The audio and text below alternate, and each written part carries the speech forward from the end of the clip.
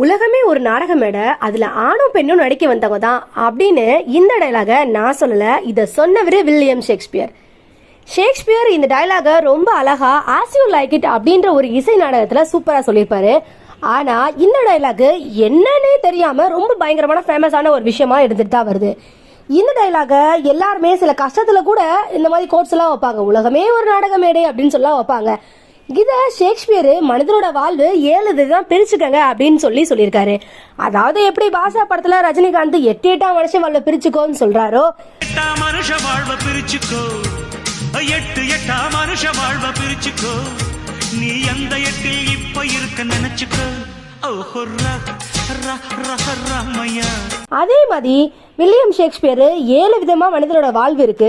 இந்த 7லயும் ஒவ்வொரு ஸ்டேஜ்லயும் மனிதன் ஒவ்வொருக்கு தகுந்த மாதிரி அடாப்ட் ஆகிக்கிறான். அதாவது அவனையே அவன் மாத்திக்கிறான் அப்படின்னு சொல்றதுதான் உலகமே ஒரு நாடக மேடை. அதுல ஆணும் பெண்ணும் நடிக்க வந்தவங்க அவங்க கதாபாத்திரத்துக்கு தகுந்த மாதிரி அவங்க மாறிக்கிறாங்கன்னு சொல்லியிருக்காரு. எது எப்படியோ 15வது நூற்றாண்டுல எழுதின இந்த டைலாக் 21ஆம் நூற்றாண்டுல இப்ப கூட இந்த டைலாக் ரொம்ப ஒரு ஃபேமஸான ஒரு விஷயமா தான் இருந்துட்டு வருது.